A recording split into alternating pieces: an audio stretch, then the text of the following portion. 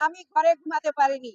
আমার কাছে ইনফরমেশন আসছে আপনি বাসায় থাকবেন না, আপনাকে ধরে নিয়ে যেতে পারে। 96 সালে যখন আওয়ামী লীগ ক্ষমতায় আসে, আওয়ামী লীগ ক্ষমতায় আসার পরে আমার বাসায় বোমা হামলা হয় এবং আমার সন্তানদেরকে জীবন নাশের হুমকি দেয়। তারা স্কুলে যেতে পারে না, তাদেরকে আমাদের ডিপার্টমেন্টের মাননীয় ডাইরেক্টর মহোদয় আমাকে সহযোগিতা করেন তাদের স্কুলে আনা নেওয়ার জন্য। এনএসআই এর লোক দিয়ে তাদের 6 মাস পর্যন্ত স্কুলে আনা নেওয়া করা হয়।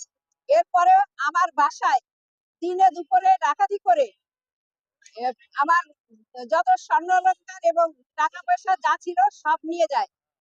দ্বিতীয়বার যখন আওয়ামী লীগ ক্ষমতা এবং আমার চাকরি থেকে চাকরিচ্যুত ডিসমিস করার জন্য শ্রমিক লীগের লোকেরা কর্তৃপক্ষের কাছে চাপ সৃষ্টি করে এবং এক পর্যায়ে প্রায় আমাদের সংগঠনের 25 জন সদস্যের মধ্যে 24 জনের চাকরি চলে যায়। আমি মুক্তিযোদ্ধা ফ্যামিলির মেয়ে হিসেবে আমার চাকরিটা কোনো মতে বেঁচে যায়। এই কখনো জেল খাটিনি, কিন্তু এই যে আন্দোলন সংগ্রামের সময় 5ই আগস্টের আগে যে সমস্ত আন্দোলন সংগ্রাম হয়েছে তখন আমি ঘরে ঘুমাতে পারিনি। আমার কাছে ইনফরমেশন আসছে আপনি বাসায় থাকবেন না, আপনাকে ধরে নিয়ে যেতে পারে। আপনার মোবাইল ট্যাগ করা হচ্ছে, আপনি সাবধানে কথাবার্তা বলবেন। এবং আমি সক্রিয়ভাবে সকল আন্দোলন সংগ্রামে অংশগ্রহণ করেছি। আমি কখনো মাঠ ছেড়ে যাইনি।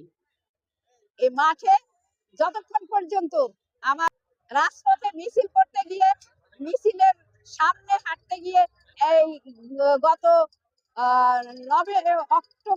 অক্টোবরে আমার হার্ট অ্যাটাক হয়েছিল। আমি এই পার্টি অফিসের সামনে থেকে প্রেস ক্লাবের সামনে পর্যন্ত আমাদের শ্রমিক দলের মিছিলের অগ্রভাগে হেঁটে গিয়েছি।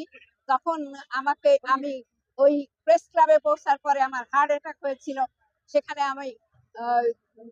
আমার হার্টের অপারেশন হয়েছে, 3টা রিং করানো হয়েছে।